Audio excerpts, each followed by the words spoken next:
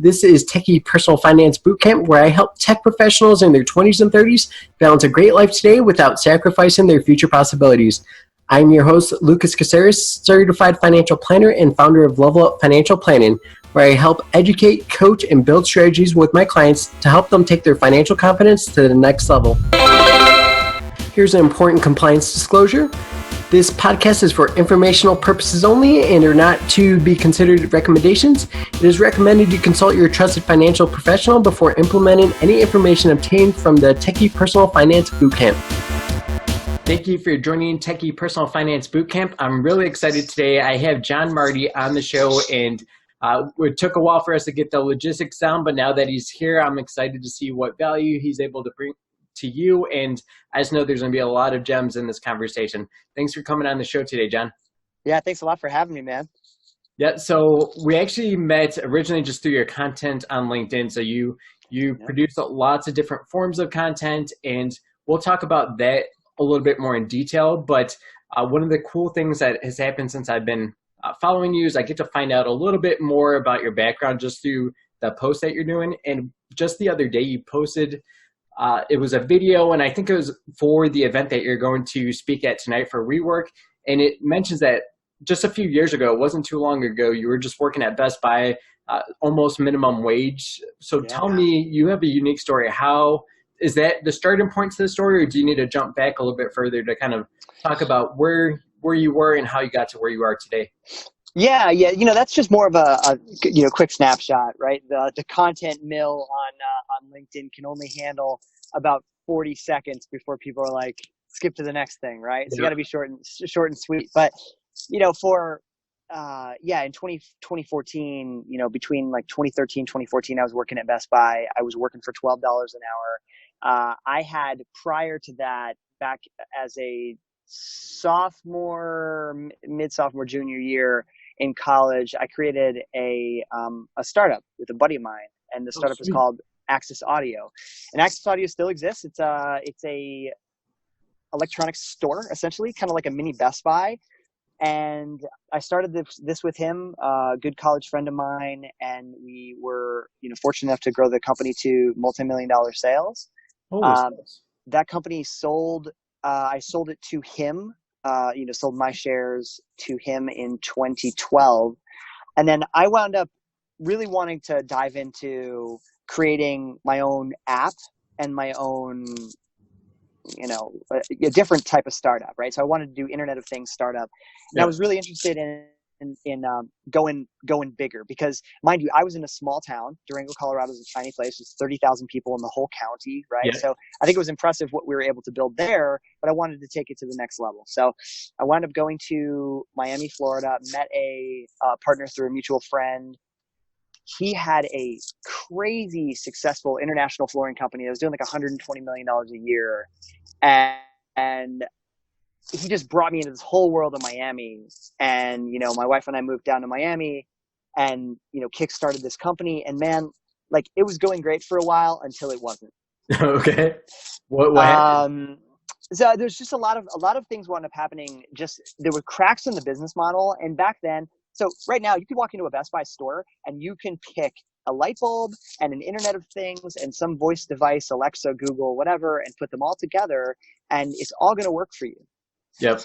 Back in 2012, 2013, the idea of doing that was next to impossible. Yeah. So we've evolved a lot since then. And the only thing you could do with home automation technology back then was you would use these very large scale integrated systems that you would pre-wire into people's houses and then put like iPads and stuff in the walls, right? Yeah. So essentially what wound up happening was the product was great. The interoperability between all of the different types of products that we were putting together in the suite of products, it just started having problems in larger scale, condos in Miami. And it, just a lot of factors led to its demise. Sure. So very tough, very tough. I had to walk away from that knowing that I was basically going to be totally broke in a very short period of time. And I had to quickly think about working for corporate America. Yeah. And I then found out that nobody on earth would hire me. And I think the concept of somebody hiring a washed up entrepreneur who has a generalist background just doesn't fit well into corporate America mold. Huh. That's interesting, because you think an entrepreneur that could easily be like a sales role, and not at all, man. No. That's yeah. crazy. Yeah, you know, and I've actually talked to a lot of people that have been in the same position. And as soon as you try to transition from entrepreneurship, unless you're in a very specific niche in tech or some very specific niche, it becomes very hard for people, because when you're an entrepreneur, you're a jack of all trades. Yeah. And when you're in corporate America, you are a jack of one trade. Yep. So HR people, recruiters, they just do not know how they don't know what to do with you. Okay. Yeah. And so is that ultimately what led to like Best Buy, just kind of Yeah. Yep. Yeah, I was really stressed out at the time. Baby on the way, and at that point, first child, right? So I moved back to Colorado, and no job and no prospect for a job. And man, I literally was like, man, I was literally like, I would break down crying in my car, and I was just really struggling, man. It's hard to even put into words. And I walked into Best Buy one day and I was like, look, you know, would you be interested in hiring me? You know, I used to own a company.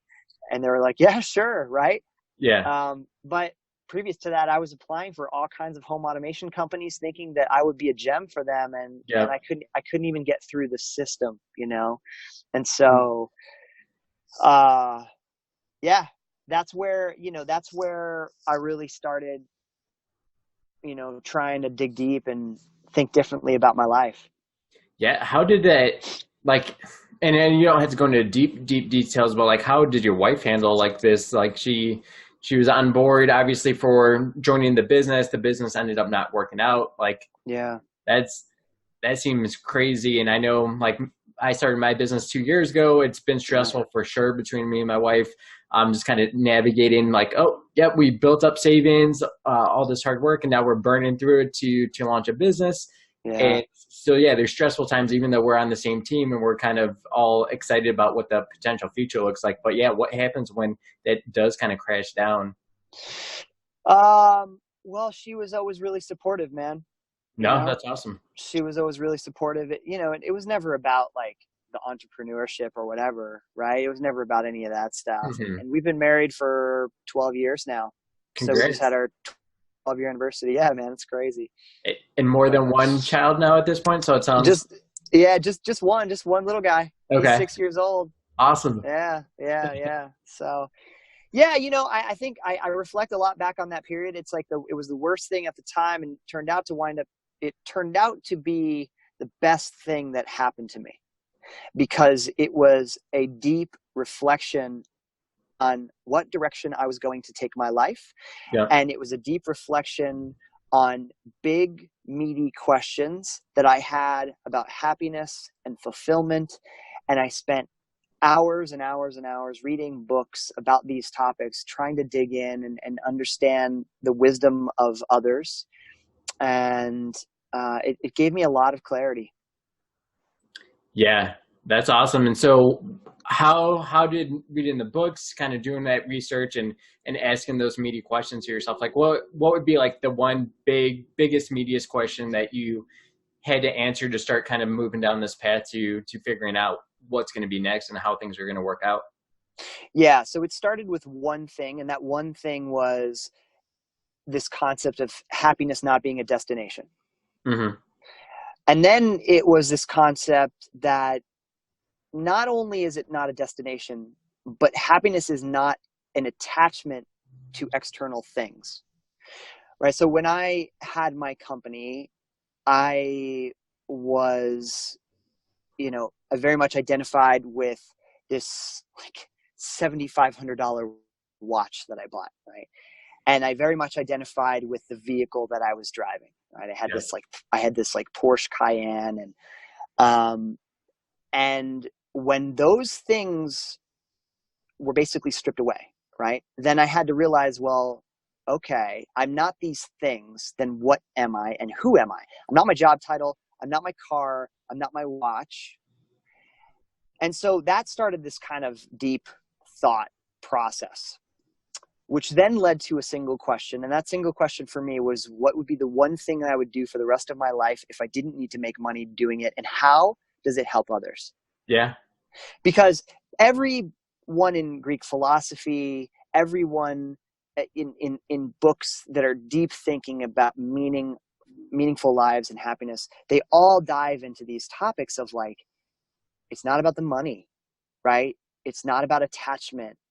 It's about the internal work that you have to do for yourself, and it's about giving back to others, right? So yeah, I then really started to try to figure out, like, I was weeding out the answer to that question over and over again. Like, I'm just like journaling like crazy, trying to figure out, well, maybe it's this thing, maybe it's that thing. And the one big thing that really struck with me was like, I have to help people with their journeys and careers and help them try to find fulfillment in life, because I was going through that same struggle. Yeah. And that was an intense time and an intense experience for you, I'm sure. So it's easy. Yeah. Well, not necessarily easy, but like you actually get the worst case scenario of you couldn't find a job, and you went into it thinking that you were going to be the bomb hire for some of those Internet of Things companies and those internet, right. And like you just got blindsided. Like, no one's talking to me, no one's opening the door, and yeah, that's right, man. Yeah, I mean, I went from like John on his high horse, John being able to say like, hey, I had this multi-million-dollar company in his 20s, then John being broke, then John not having a company, and John not being able to go to a party and say, this is what I do for a living, right? Like, those were all big things that validated me. And now I've really disassociated myself with all of it, man. Like, people see me on the surface and they see me working for Amazon, and I'm like, I never bring the topic up. I don't care about that topic at all, because I feel that we are so much more than our resumes. For sure. And we have these such rich stories. And I just had this meeting with an Amazonian today. She, I won't divulge names or anything, but sure. She, we had lunch, and she was talking about her next move. And I asked her the same question that I was asking myself, like, what would be that one thing that you would do? She paused for a moment, and she was like, she almost seemed like she thought it would sound silly for me, right? Like, I wouldn't be accepting of this message, because that's not something that people in corporate America talk about. Sure. Right? People talk about promotion, they talk about the area of focus that they're in, but they're not going to talk about like that deep passion for something.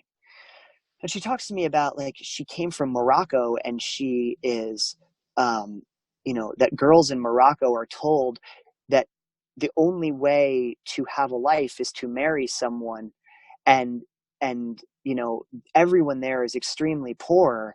And like, I start digging in, and she's diving into this topic that is lighting her up and making her smile, right? Yep.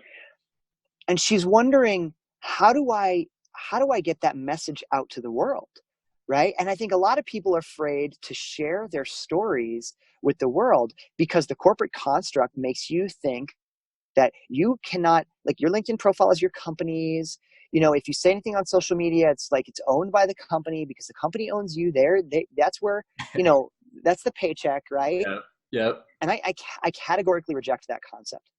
I think we live in a time now where we should be empowered to do whatever the hell we want to do. And if it's not about the money, even more power to somebody who dives into it, because that's the thing that's actually fulfilling them. And over the course of 5-10 years, if somebody keeps with it, guaranteed they'll be successful with it. So why not pursue two paths? Why not dive into both? Like, what could someone lose by doing two things at once? For sure. Yeah. And I think a lot of people are scared of that failure, that there's also the imposter syndrome that kind of sneaks in, like, oh, this is something so different than what you kind of associate you being or what other people associate you being. So right.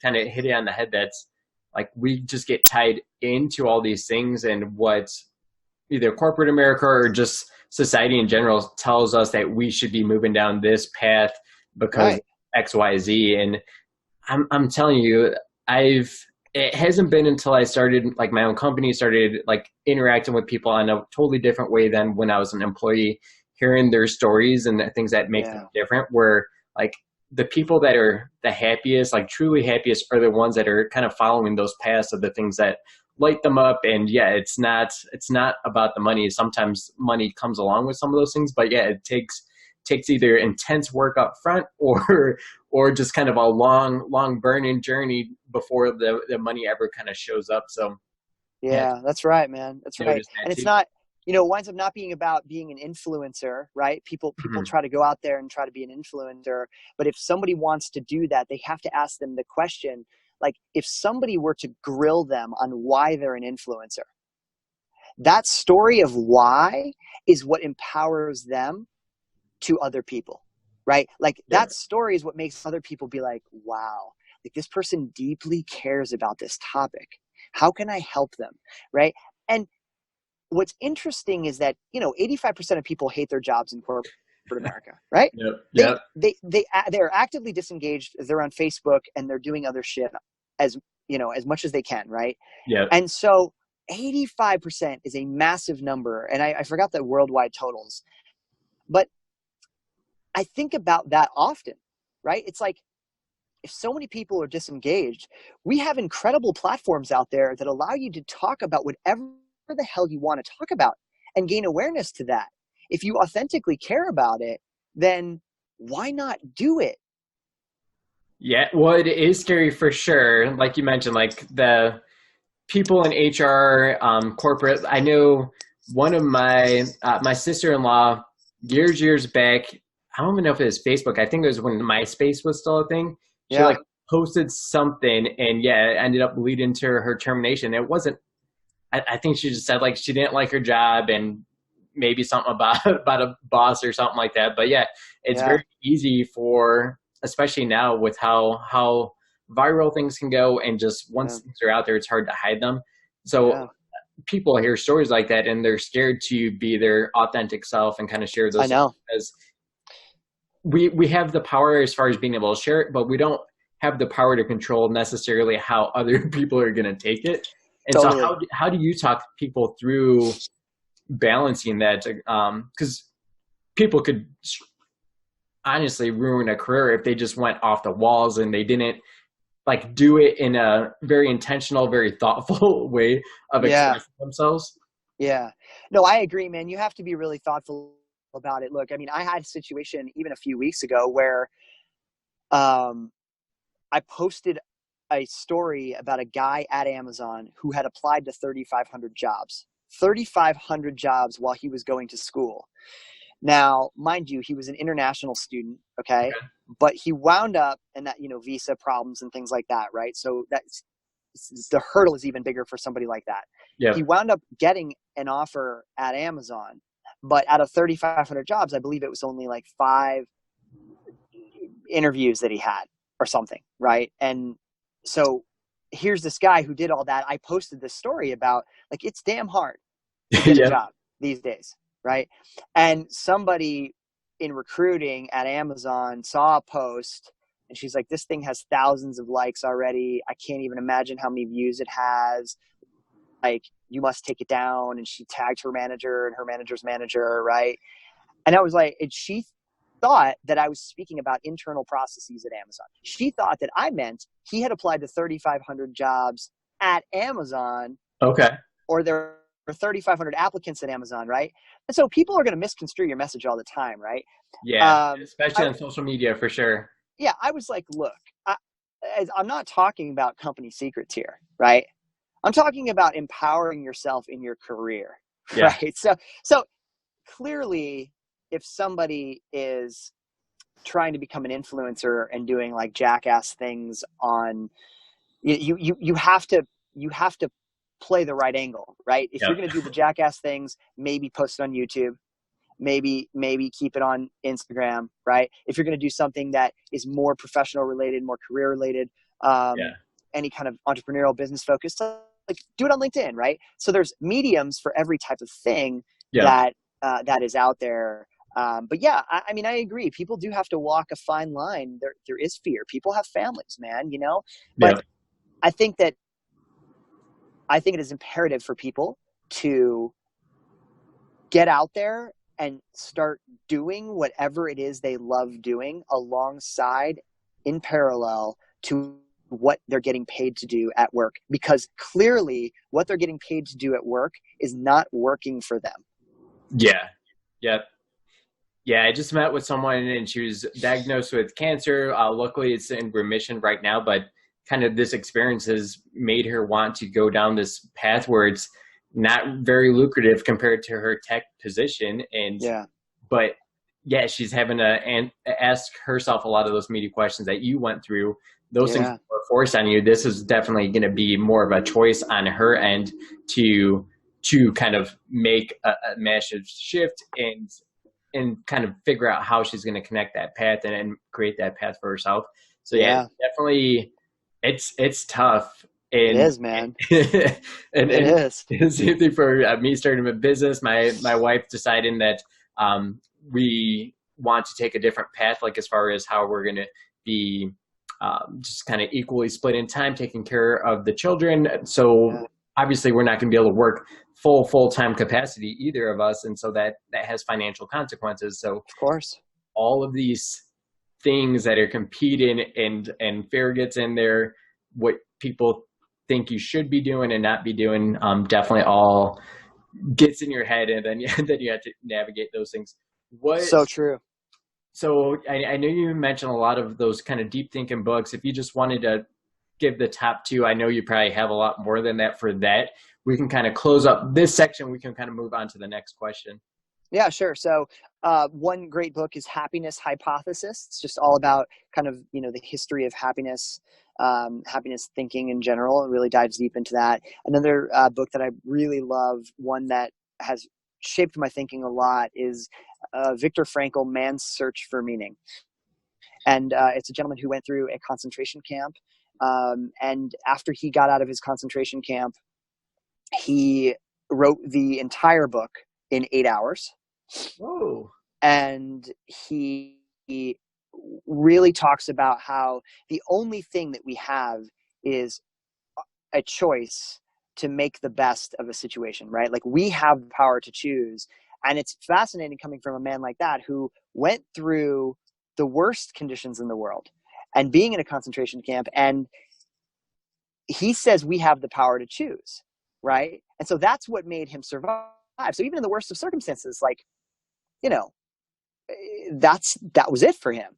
So, and he talks a lot about how success is really an unintended consequence of giving to others.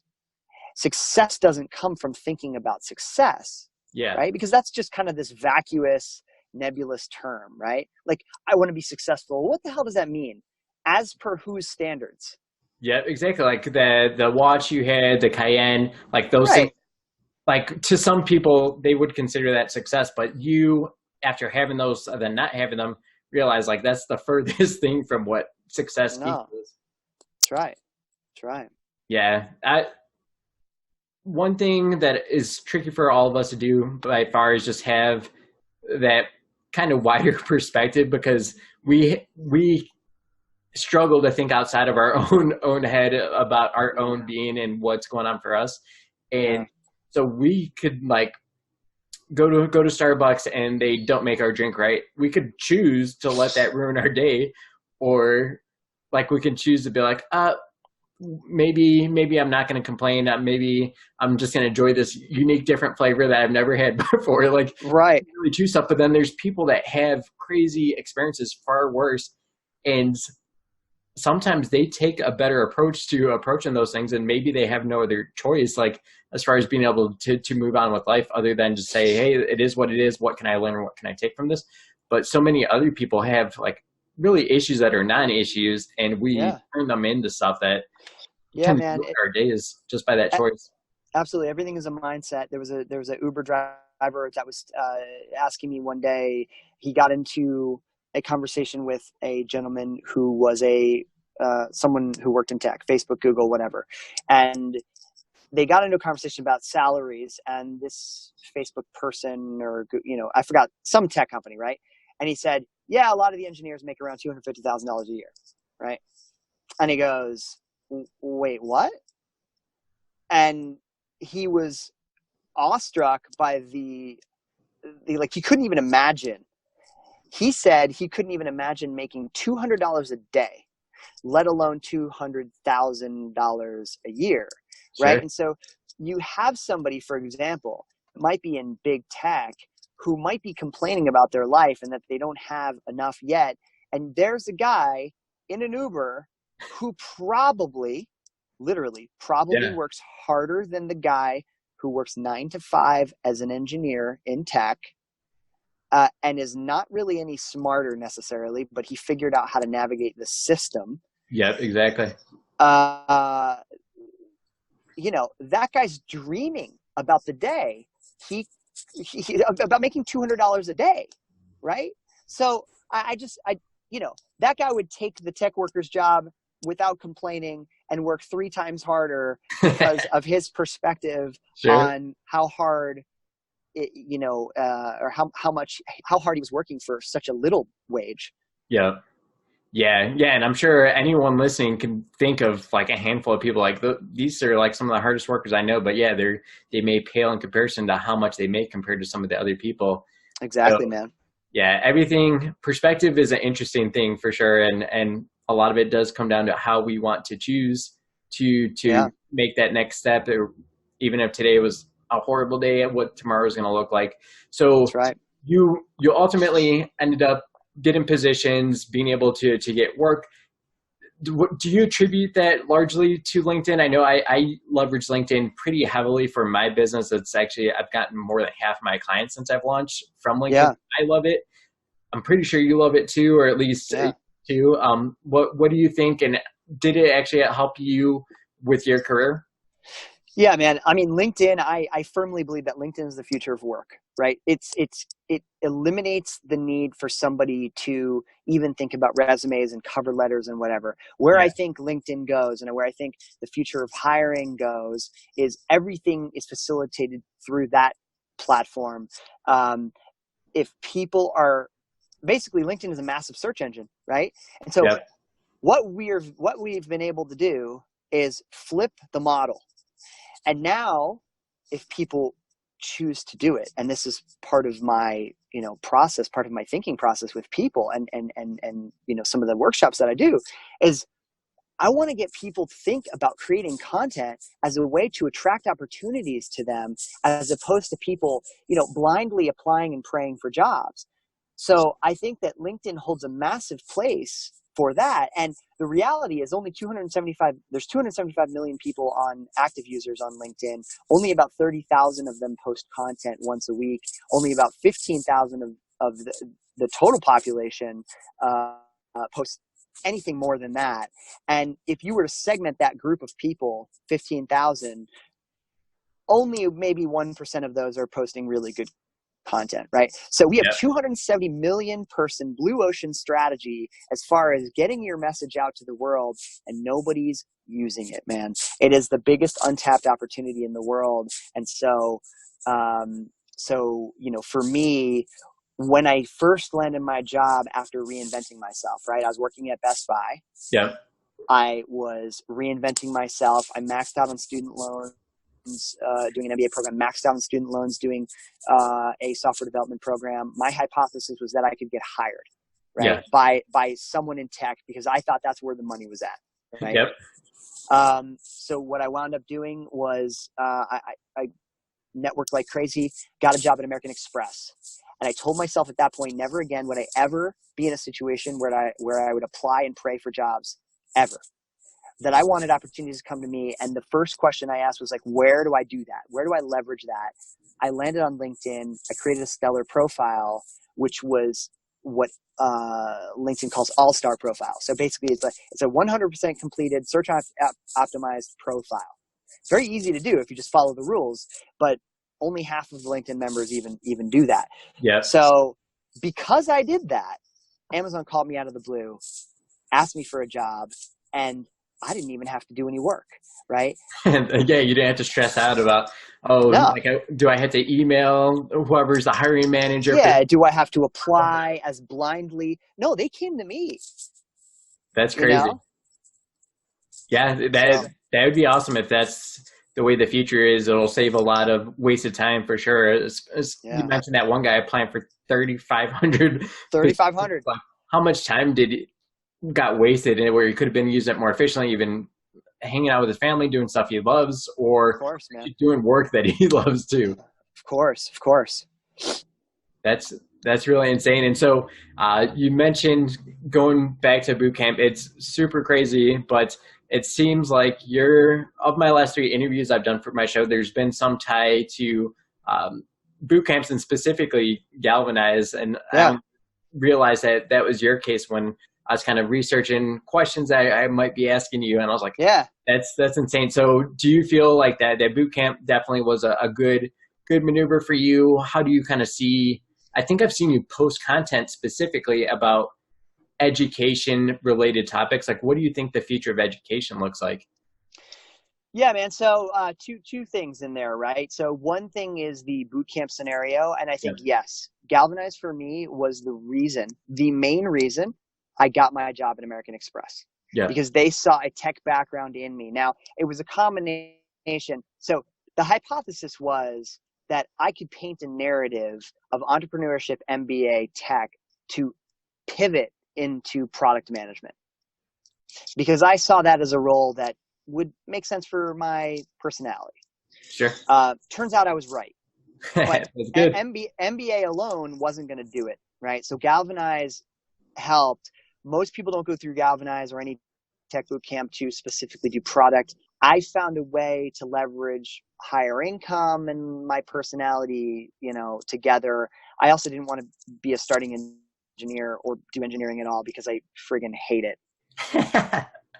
So you went to the boot camp. How was it for you if you didn't want to be an engineer? Or is it just something like you were just doing because you knew, or your hypothesis was those things were going to meld perfectly to where you wanted to be? Yeah, barely got through it. I was terrible. I hated every second of it.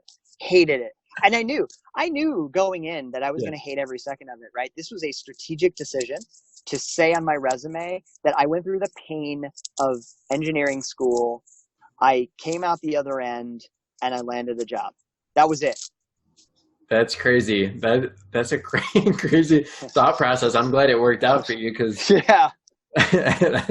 some bold moves, but bold moves. That's one of the things that probably entrepreneurship may have helped you with too, right? Just being able to trust in processes and things like that.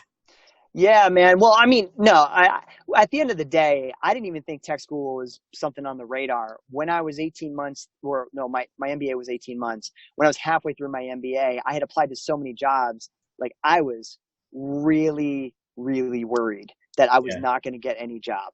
And so, other than the one I had at Best Buy. And so I saw some flyers about Galvanize and they had only done 6 boot camps ever. Like I think I was the 6th or 7th. No, I was the 6th. So they had done 5 boot camps prior and they had just opened up. So the concept of a boot camp wasn't even a thing, really. Yeah. It was like 1 regional office, 5 classes, disorganized as well. Yeah. Right? How many things start out? Yeah. Like it was a disorganized process in general. Right. But it turned out it was successful. And to your other question about the business model of these boot camps, right?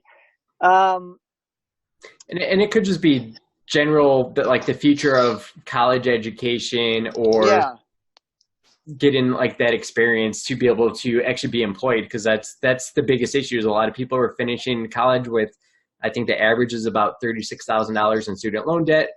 And they may not be getting the proper jobs to be able to cover that payment. Yeah. So uh, schools are not inherently altruistic. Yep. Okay. So they're in it to make money. All right. And people see university as this sacred place, right? They're going to take care of me. It's going to nurture me. And I'm going to get a job afterwards, right? And if we look at it that way, we're going to fail, because we have to recognize that the only person looking out for ourselves is us. Yeah. And so we got to actually do an ROI calculation on the numbers, research the shit out of people who have gotten the same degree from that university, who are landed in a role that you're possibly interested in, Yeah. or maybe the industry in general, and see, like, what are they making? Go on Glassdoor. What are people making as senior roles or junior roles? What's my ROA now versus 5 years from now, right? Like, these are finance questions that have to be asked. Yeah. Right.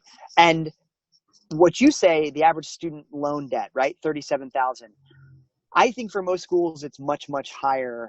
If you have a school that's $90,000 a year, you're in $360,000 over the course of 30 years, amortized with student loan debt at 7% interest. You're looking at thousands of dollars a month, right? Yeah. Yep. And so you better damn well believe that only 1% of people in the United States make over $250,000 a year, right? So if you steep yourself in reality, you're recognizing that you have a massive hurdle. And if you make that kind of money, you're going to be living in a city like San Francisco or Seattle, where the cost of living is much higher, right? Yeah. And you got to weigh out the options, man. If your student loan debt is $250 a month, or $400 a month, and you net out an extra $1,000 a month from doing that extra school, okay, maybe it's worth it, man. Sure. Well, and I think one of the biggest issues too, because I work with people in the tech space, and their student loans are nothing compared to a lot of other people, and they still struggle with the idea of it and the stress of it. Yeah. But in reality, people just need to learn to prioritize some of their stuff. Like, yeah, those incomes are gonna come, but you don't have to act like you have that income now. Right. Like, I know when me and my wife moved out to Colorado, we didn't know what the future looked like for us, because I was working full time while going to school to become a financial planner. And yeah, like, we got the crappiest apartment possible. Stuff was falling apart. It smelled like they had a dog that previously there that did not go outside to do its thing. And so my wife cried, and we were just dating at the time. She cried for like 2 or 3 months until that smell was finally gone. And it was in the heat of summer. And we, like, gradually over time, like, built stuff up. We didn't say, like, we're going all out because my income in the future is going to be X amount or whatever. No. So a lot of people need to prioritize that. So with the closing last few minutes here, we did cover a lot of financial topics already, but if you, like, wanted to time travel, go jump in the Back to the Future DeLorean, kind of jump back in time, is there any financial decisions that you'd go and give yourself a high five for, or just kind of like slap yourself in the back of the head and be like, I wish I would have done this differently? Totally, man. So I guess there are no regrets, really, right? Because the failure of my company and the loss of all of that money made me think really deeply about my life and changed my whole perspective. So I can't discount that, right? However, if I still had that money today, or if I had that money back then, if I would have thought differently in that period, right? Let's say I maintain my perspective that I have today, and I magically still had that money. If that was the case, then what I would do was I would invest in real estate for sure, 100%. I think there's too much volatility in the stock market. I think that it is the only way to, grow wealth. And I'm finally in a position from Amazon and what have you to be able to play in that game. Sure. And I very much want to, to buy multifamily properties that generate income, because even if they, the bottom line is, even if they don't make any money as far as like a cash flow scenario, someone else is paying down an asset that is growing over time. And so I think that's what I would do. Yeah. And so I see real estate and kind of the stock market being equal in terms of like long-term value. But when you look at the short term, you shouldn't be expecting cash flow from stock investments because it is too volatile, and you're not going to allow it to grow and do the stuff that it needs to do. Same thing with real estate. The game plan with real estate is not to buy it and then flip it generally. It's to hold it for that kind of appreciation and to allow those renters to pay down that asset for you. That's right. But what a lot of people that I tend to run into that are just kind of early to trying to think that they're going to become millionaires with real estate. Yeah. It's kind of like you mentioned, like you're getting to the point where you can start investing in these things more fully so that it can have a better return on investment for you. It's not easy just starting out of the gate to get an investment property, and it's definitely not necessarily going to be generating significant income to where it's passive income that you can be living off of today, retiring like 2 years or 3 years. It's a building process, just like it would be for your investment portfolio or for your just kind of life in general. Like you want to be building these things. You're not going to be actively thinking that I'm going to turn it on and then I'm going to live off the income, because there's still things that you have to invest in as far as repairs, and you still have to pay taxes and insurance and things like that. And the game plan is over time, as those things get paid off and as the value of it grows, it does give you that potential in 5 years, 10 years, 15 years, where that income actually starts mattering. And it's like, oh, that actually is valuable amounts of income that it's generating at this point. Yeah, that's right, man. And so, I mean, we're looking at a house in Denver, right? And we've looked at a whole bunch of different properties, and one property in particular that we, knock on wood, we're going to go under contract on in a few days here. But what's incredible about the property is that the zoning is such that I can build a apartment on top of the garage. The garage is separate from the house. Yep. And what I'm then able to do is not only am I gaining more square footage for the property in general. Yeah. So I'm gaining value, more square footage. I'm then putting a renter in there that would offset my mortgage on the home, so much so that my expenses are dramatically reduced.